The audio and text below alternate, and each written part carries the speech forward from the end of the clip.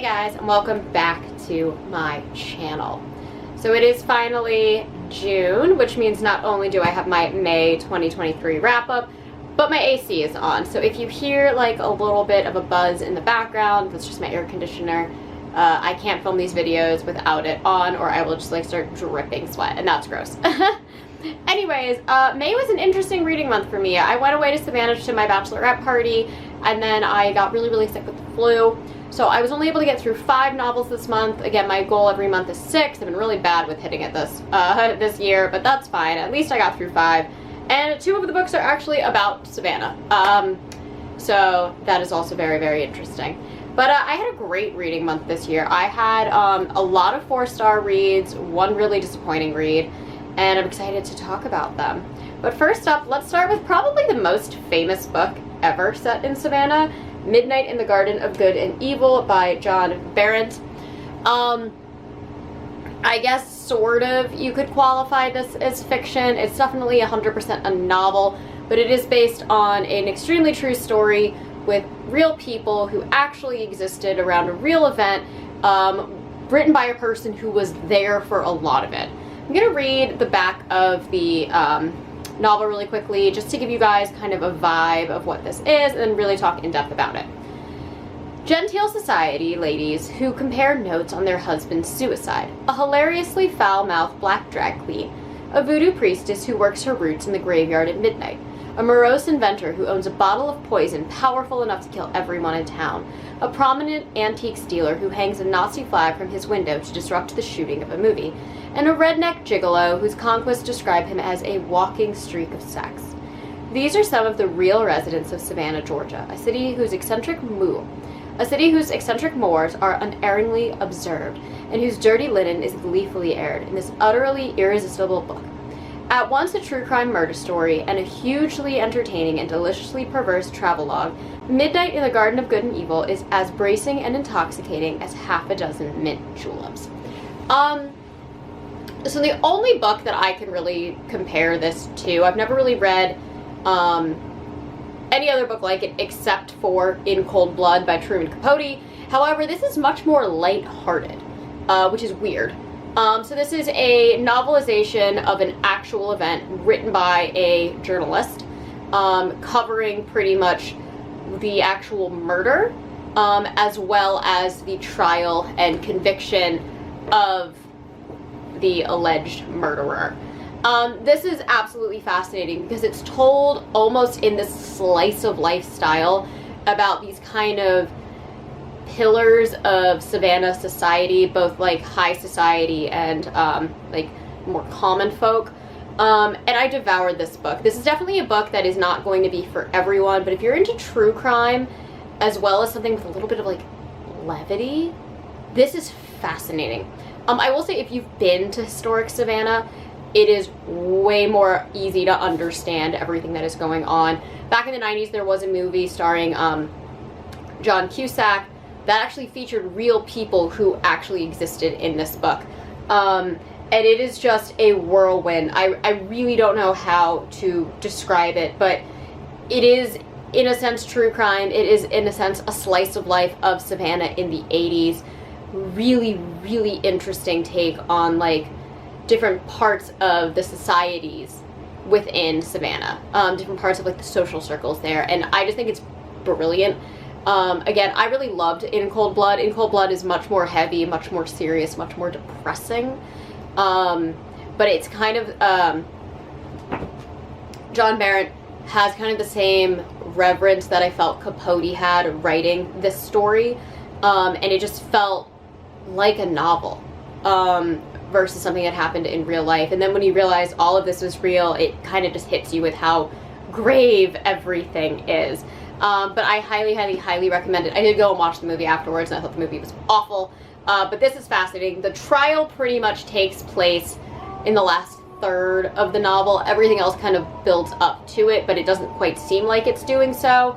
But the trial is the most fascinating part to me, and like all of the legal system that went into it and how money can buy you out of certain things. Big critique on the American law system in here.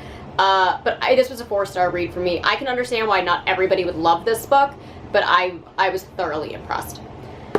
Next up, I read If You See Her by Anya Allborn. I've been on a huge Anya Allborn kick after reading Brother and then Within These Walls and The Devil Crept In. So I wanted to read this.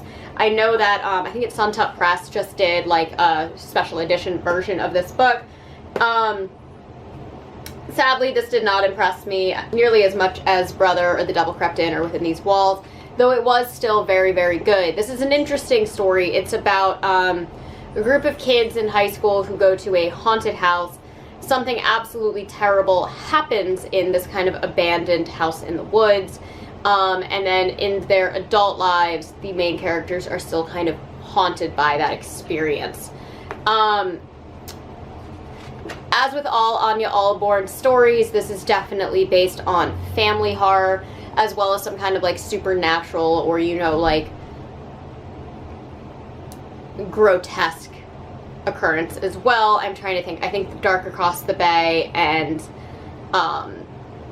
Brother are probably the only books I've read from her that don't focus on the supernatural. This definitely is a ghost story. It's a very interesting and unique ghost story. I've never really read anything like it. It kind of takes the idea, I like James Wan's idea in The Conjuring, where, I think it's The Conjuring. Is it Insidious? It's Insidious, sorry, not The Conjuring. With this idea that, like, you aren't, like, the house isn't haunted, but the person is, even though there's, like, an entity that forms in the house. That's definitely the crux of this. The first half of this novel was much, much stronger than the second half. I felt that there were a lot of really, really stupid characters who made very stupid decisions, and a lot of things would have been rectified had there just been communication. But again, the horror of this novel comes primarily from a relationship of a husband and his wife, while reflecting on the relationships between parents and what they would do to save their daughter from horrible circumstances. So it's really interesting. Not my favorite Anya Allborn. I probably liked it more than Seed. The visuals in this are really, really cool. I love this cover because this is the staircase is so important in the novel, and I think being able to see it is really, really cool. It reminds me a lot of the staircase scene in Halloween Ends, which was a god-awful movie, but that babysitter scene, very, very reminiscent of this novel. And this was it was a fun Anya Allborn read. If you're a fan of hers, you'll probably enjoy this. This was a solid 4 stars. But it didn't blow me away the way that Brother, The Devil Crept In Within These Walls did. But I do like her. She breaks very, very scary things, and for some reason, she's kind of like Green Day, where she can write songs. She's kind of like Green Day, where they just write songs using the same, like, range and, like, chord progressions over and over. But she just writes family horror over and over. She does it just in different and unique ways and continues to have hits. So that one was fun. I liked it. It was creepy, but definitely not the best that I have read from her.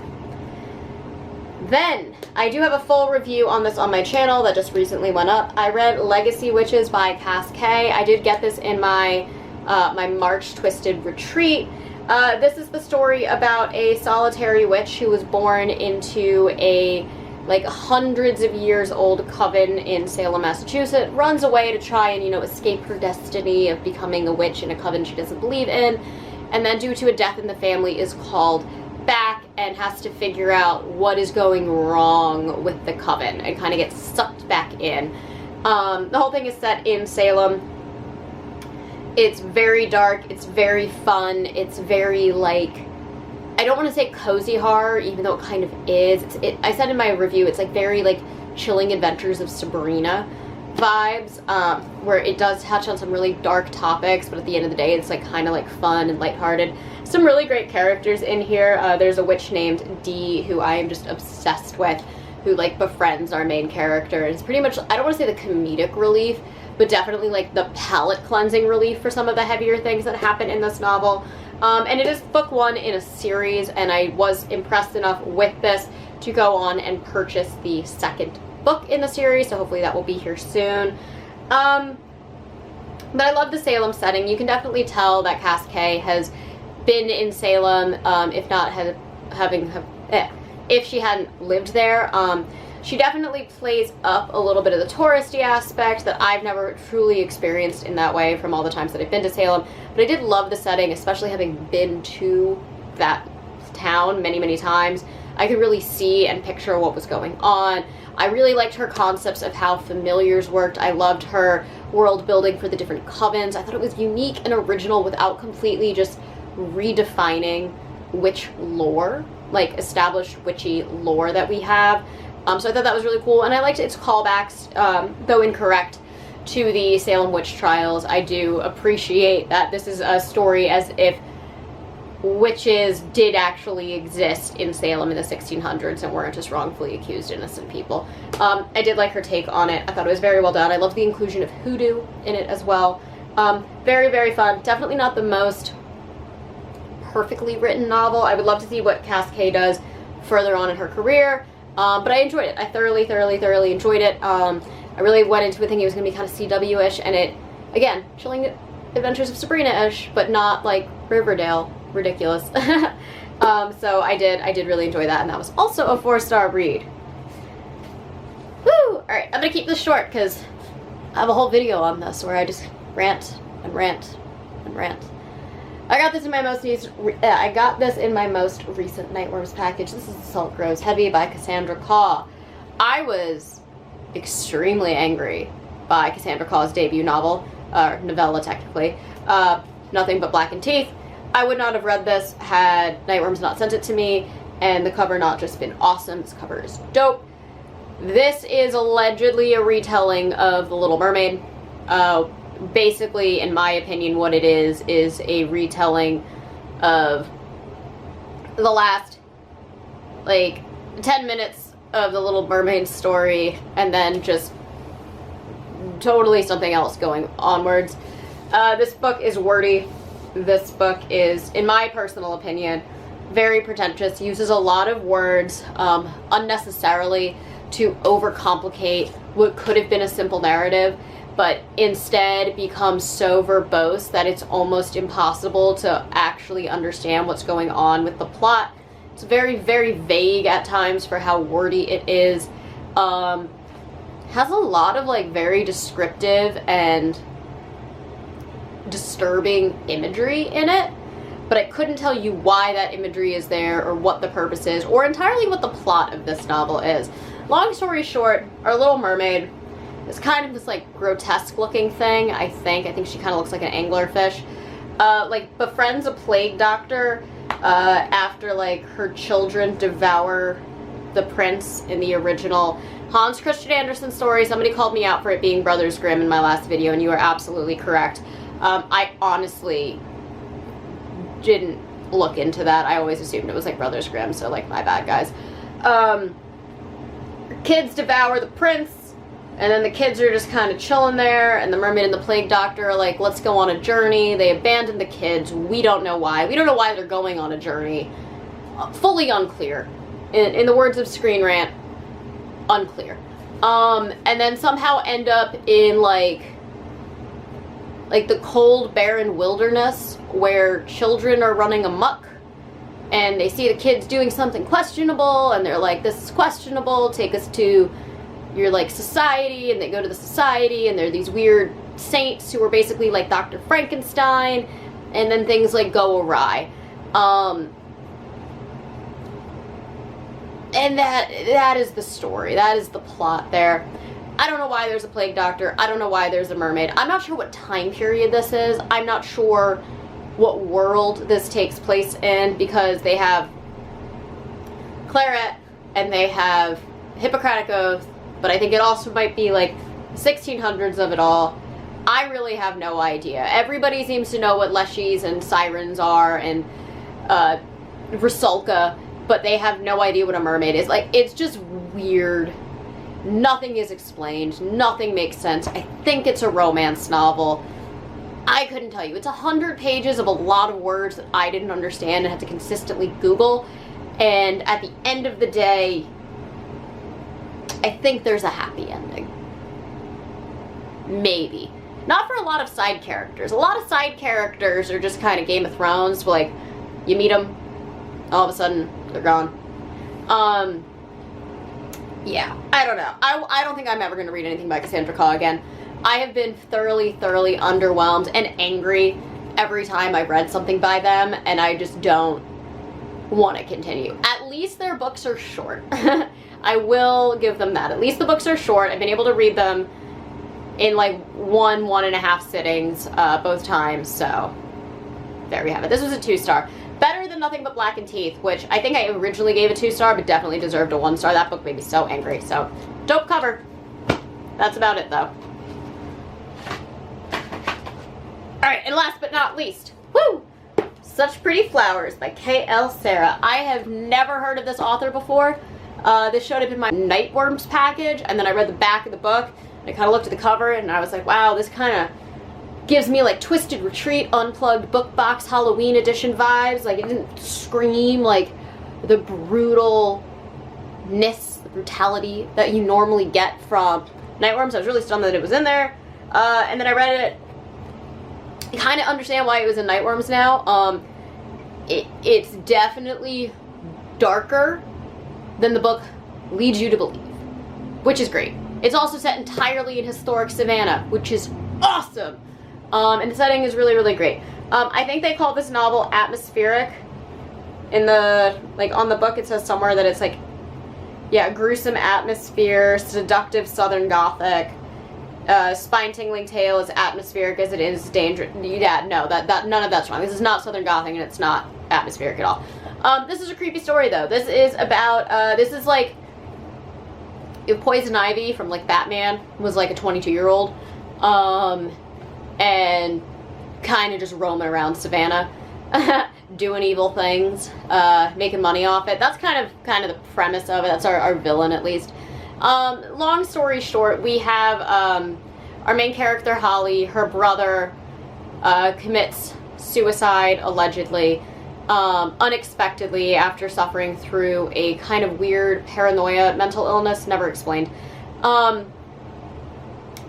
And she goes and lives with his new girlfriend, who is a botanist, because she doesn't trust the botanist, and she wants to see if she knows more about what happened to her brother.